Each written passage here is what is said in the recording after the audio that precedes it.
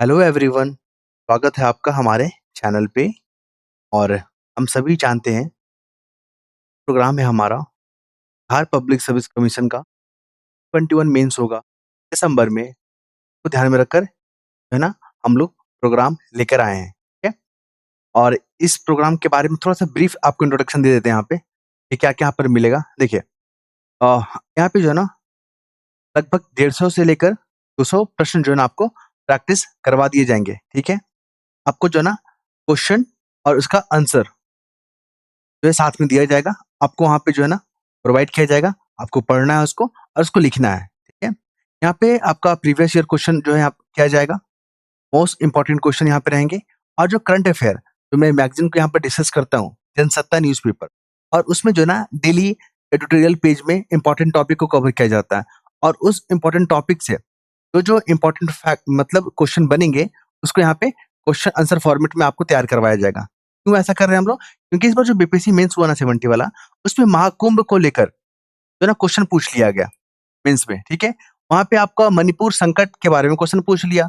वहां पे जो अमेरिका के राष्ट्रपति है ना, उनके द्वारा जो ट्रेड वार चलाया जा रहा है, उसको लेकर क्वेश्चन पूछ गया। और जितने भी टॉपिक हैं, जितने भी क्वेश्चन पूछे गए ना, सारे आपके करंट अफेयर में मैंने डिस्कस करवाया था, ठीक है। और जो लोग जुड़े होंगे, जो लोग देखे होंगे, समझे होंगे, उन्होंने क्वेश्चन को अटेम्प्ट किया होगा कम से कम बाकी लोग से, बाकी लोग के कंपेयर में अगर बात करें यहाँ पे, ठीक है। तो आप लोग अगर जुड़ना चाहते हैं, ठीक है, तो आप इस वीडियो में यहाँ पे डेमो देखिएगा, पीडीएफ का डेमो दिखाएंगे आपको, उसमें कैसा कंटेंट लिखा हुआ है। अगर आपको पसंद आता है तो आप इस नंबर पे कॉल करके, ठीक है, आगे प्रोसेस में आप जुड़ सकते हैं। चलिए, ये था इंट्रोडक्शन हमारा। क्वेश्चन देख लीजिए यहाँ पे। ये जो है ना बिहार पब्लिक सर्विस कमीशन का जो 70 मेंस एग्जाम हुआ ना इस बार, उसमें ये लोग क्वेश्चन पूछा गया।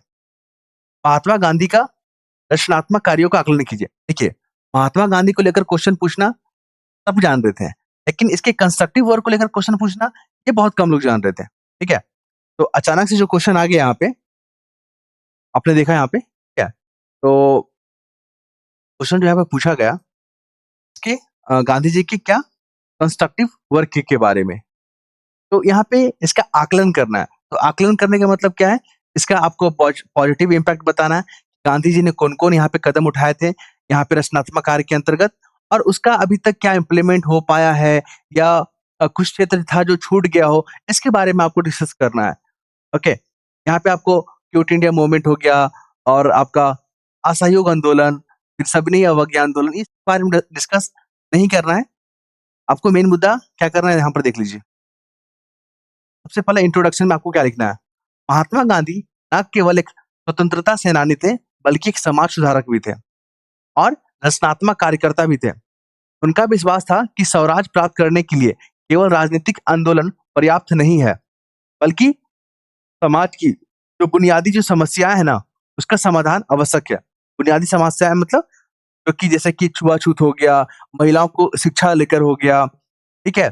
खादी को प्रमोट करने के लिए, विदेशी वस्तुओं का बहिष्कार करने के लिए, ये सब जो है ना समाधान करना बहुत ज़रूरी था। एजुकेशन को लेकर, पंचायती राज सिस्टम को लेकर, स्वराज को लेकर, सबको एक-एक करके हम लोग देखेंगे और बहुत ही शॉर्ट तरीके से। इसलिए उन्होंने अनेक रचनात्मक कार्यक्रमों की शुरुआत की, जो आज हमारे समाज के लिए मार्गदर्शक है। ये है इंट्रो में। अगर आपको पूरा याद भी नहीं है ना, तो आप यहाँ पे केवल ये लिख लिख सकते हैं कि महात्मा गांधी ना केवल स्वतंत्रता सेनानी थे, बल्कि एक समाज सुधारक और रचनात्मक कार्य भी करते थे। इतना अगर आप लिख लीजिएगा ना, तो 2 से 3 लाइन आपका कंप्लीट हो जाएगा। ओके? क्योंकि आपको मेंस में जीएस 1 और जीएस 2 में 1 एंड 2 में लगभग आपको 20 प्रश्न हर पेपर में सॉल्व करने होते हैं। जिसमें 38 मार्क का भी होता है और 8 मार्क के भी होते हैं। तो आपको ध्यान रखना है। आपको 3 घंटे में सारे क्वेश्चन को कंप्लीट करना है। क्योंकि चैलेंजिंग इस बार ये हो जा रहा है ना कि बहुत लोग ना क्वेश्चन को लिख ही नहीं पा रहे हैं एग्जाम में, ठीक है? बहुत ही कम लोग हैं जो क्वेश्चन को अटेम्प्ट कर पा रहे हैं और अकॉर्डिंग टू क्वेश्चन लिख पा रहे हैं। ये सब प्रॉब्लम आपके साथ ना हो, इसलिए मैंने इस चीज़ को स्टार्ट किया है। अब है गांधी जी का मुख्य रचनात्मक कार्य, टू द पॉइंट लिखा गया है, ताकि आपको समझने में दिक्कत ना हो। तो मुख्य रचनात्मक कार्य की अगर हम लोग बात कर लें यहाँ पे, तो छुआछूत और सामाजिक जो भेदभाव था समाज में फैला हुआ, उसके खिलाफ संघर्ष किया। कौन? गांधी जी। फिर हरिजन सेवक संघ की स्थापना किया। फिर इन्होंने मंदिरों में प्रवेश करने के लिए भी यहाँ पे एफर्ट लगाया, और सामाजिक समरसता मतलब मिलजुल कर रहने का यहाँ पे बढ़ावा दिया। ग्राम स्वराज और निर्भरता पे भी इन्होंने फोकस किया, ठीक है। और गांधी जी ने ग्राम स्वराज की अवधारणा प्रस्तुत की और गाँव को आर्थिक रूप से, सामाजिक रूप से और राजनीतिक रूप से क्या करना था? आत्मनिर्भर बनाना था। मतलब एक गाँव की जो ज़रूरत है, वो गाँव वाला ही पूरा कर दे, गाँव में ही रहकर पूरा किया जा सके। अब यहाँ पर खादी और स्वदेशी आंदोलन को बढ़ावा दिया गया। खादी का प्रचार केवल वस्त्र नहीं था, बल्कि आत्मनिर्भरता, स्वाभिमान का प्रतीक था। इन्होंने चरखे को आर्थिक स्वतंत्रता का प्रतीक बनाया। नारी सशक्तिकरण के क्षेत्र में भी इन्होंने काम किया। जैसे महिलाओं को स्वतंत्रता संग्राम में जोड़ना, ये अपने आप में लैंगिक समानता को बल दिया। साथ ही स्त्रियों के आत्मनिर्भर बनने में भी प्रेरित किया। तो नारी सशक्तिकरण को भी गांधी जी ने क्या किया? प्रमोट किया। अब हम लोग एजुकेशन देखते हैं, एजुकेशन और नैतिकता को लेकर। गांधी जी ने नैतिक शिक्षा जिसको मोरल एजुकेशन बोलते हैं और बुनियादी शिक्षा जैसे 1 टू 8 हो गया, जैसे पर बल दिया, ठीक है? जिससे शिक्षा जीवनों उपयोगी हो। मतलब वो एजुकेशन जो आपको आत्मनिर्भर बनाए, ना कि दूसरे पर डिपेंडेंसी बना दे और सामाजिक मूल्यों को जुड़ी हो। स्वच्छता और स्वास्थ्य को लेकर गांधी जी ने स्वच्छता को भी सर्वोपरि रखा। यहाँ पे कहने का मतलब है कि इन्होंने स्वच्छता को ज़्यादा फोकस किया। आपने देखा ना 2 अक्टूबर 2014 में जो स्वच्छता भारत अभियान यहाँ पे लॉन्च किया गया, स्वच्छ भारत अभियान, ये इन्हीं का है ना, इन्हीं से मोटिवेट होके किया गया। स्वच्छ भारत अभियान उसी का विचार का आधुनिक स्वरूप है। सांप्रदायिकता, एकता, सांप्रदायिक एकता की अगर बात करें यहाँ पे हिंदू मुस्लिम एकता पर बल दिया। तभी तो इन्होंने खिलाफत आंदोलन में जो है ना गांधी जी लीड किए थे। ओके? यहाँ से क्या मैसेज मिलता है? सामाजिक सौहार्द। चैलेंजेस की बात करें, तो यहाँ पे जातिवाद आज भी पूरी तरह समाप्त नहीं हुआ, क्योंकि जातिवाद जो है ना एक नेगेटिव टर्म है और ये जो है ना समाप्त नहीं हुआ। आज भी आपने देखा होगा गाँव के दूर-दराज इलाकों में भी वहाँ पे छुआ-छूत जैसे लक्षण देखने को मिलता है, जो कि बहुत ही शर्मनाक है। ऐसा नहीं होना चाहिए, क्योंकि हर मानव का अपना मानवाधिकार है। गाँव में गरीबी, बेरोजगारी, पलायन आज भी ये समस्या बना हुआ। आप बिहार जैसे राज्यों में देख लीजिए, आज भी लोग वहाँ के लगभग 4 करोड़ लोग जो है ना देश के विभिन्न राज्यों में जाके काम करते हैं। ये सही नहीं है। बेरोजगारी, अन्य अन्य राज्यों में भी आपको बेरोजगारी देखने को मिलेगा। स्वदेशी वस्तुओं की जगह विदेशी उत्पादों का वर्चस्व बढ़ गया। आप देख रहे हो ना, हम लोग एक्सपोर्ट से ज़्यादा हम लोग इम्पोर्ट करते हैं। तो ये चीज़ है क्या कि स्वदेशी वस्तुओं का प्रचलन बढ़ गया। शिक्षा में नैतिकता की कमी, यहाँ पे आप देख रहे हो ना, आज एजुकेशन बिज़नेस बन गया है। अभी आपने न्यूज़पेपर भी पढ़ते होंगे तो यहाँ पर देखते हो स्कूल की तरफ से मनमाना जो है ना एक्स्ट्रा एक्टिविटी के नाम पे काफ़ी ज़्यादा वहाँ पे शुल्क वसूले जाते हैं, जो कि सही नहीं है। अगर एजुकेशन महँगा होगा ना, तो गरीब लोग फिर कैसे एडमिशन ले पाएँगे? कैसे उनके उन तक शिक्षा पहुँच पाएगा? ये सब चैलेंजेज़ हैं। आपको यही सब एग्ज़ाम में लिखना है, टू द पॉइंट। और आपको टेक्निक सिखाएँगे अगर आप हमारे ग्रुप से जुड़ते हैं, तो वहाँ पे कैसे आंसर को लिखना होता है बेहतरीन तरीके से। वहाँ पे फ्लो चार्ट कैसे बनाना होता है, मैप का यूज़ आप कब करेंगे, ये सब चीज़ें सिखाएँगे आपको हम। गांधी जी ने रचनात्मक कार्य आज भी उतने ही प्रासंगिक हैं, जितने स्वतंत्रता संग्राम के समय थे। उनके कार्यों का मूल्यांकन केवल अतीत के लिए नहीं, बल्कि वर्तमान भारत के लिए भी एक सशक्त, आत्मनिर्भर और समरस समाज बनाने के लिए भी आवश्यक है। उनके विचार आज भी क्या है? चुनौती से निपटने के लिए मार्गदर्शक का काम करते हैं। उनका जो विचार था ना, वो आज भी प्रासंगिक है। ओके? क्योंकि आज भी देख रहे हैं ना, महिला सशक्तिकरण एक मुद्दा बना हुआ है। अभी भी आप देख रहे हैं कि महिलाओं का सही से रिप्रेजेंटेशन ना तो संसद में है, ना तो न्यायपालिका में है, ना तो एग्जीक्यूटिव में है। ओके? और इसी को प्रमोट करने के लिए गांधी जी जो है ना, पंचायती राज सिस्टम के बारे में चर्चा किया था और आप देखोगे ना, बिहार जैसे राज्यों में 50% का आरक्षण जो है महिलाओं को रखा गया है। वहाँ पे जो जॉब है, जॉब में 35% जो है ना रिजर्वेशन बिहार सरकार ने दिया है महिलाओं को। तो आप देख रहे हैं ना, महिलाओं को सशक्त करने के लिए बिहार सरकार का जो एफर्ट है, वो पूरे देश के लिए मॉडल बना हुआ है। अब आते हैं हम लोग आज का जनसत्ता न्यूज़पेपर में एआई को लेकर प्रश्न दिया हुआ था, टॉपिक दिया हुआ था और इस क्षेत्र में क्या-क्या चुनौती है, सरकारी पहल क्या है, सरकार ने क्या कदम उठाए हैं और इसका उपयोग पे हमको चर्चा करना है। तो 3-4 मुद्दे पे हमको बात करना है। एक तो उसके उपयोग को लेकर सरकार ने क्या पहल किया है, उसकी चुनौती क्या है और एआई का क्षेत्र कहाँ, मतलब कहाँ-कहाँ इसका यूज़ होगा। आइए इंग्लिश में क्वेश्चन को पढ़ देते हैं। Discuss the scope, challenges, government initiative and use of artificial intelligence in India. ठीक है? आइए आंसर देखते हैं इसका, कैसे लिखना है इसको। इंट्रोडक्शन में आपको क्या लिखना है? एआई जो है ना, आर्टिफिशियल इंटेलिजेंस एक ऐसी तकनीक है जिसमें मशीनें मानव मानव जो हम हमारी तरह और आपकी तरह सोचने और निर्णय लेने का क्षमता प्राप्त कर लेता है। इसी को आर्टिफिशियल इंटेलिजेंस कहते हैं। भारत में एआई का उपयोग की अगर हम लोग बात करें ना, स्वास्थ्य को लेकर, शिक्षा को लेकर, कृषि को लेकर, रक्षा क्षेत्र में, प्रशासन में तेजी से बढ़ रहा है। और आज का टॉपिक में जनसत्ता न्यूज़पेपर में यही सब चीज़ लिखा हुआ था और मैंने कंटेंट को वहीं से क्या किया है, लिया है, ताकि हमारा जो आंसर है ना अकॉर्डिंग टू जो है ना पेपर हो और एक बहुत ही ऑथेंटिक हो। जैसे कि लिए सरकार ने digital India, AI India mission, startup India जैसी योजनाएँ जो है ना, इसके विकास को बल मिल रहा है।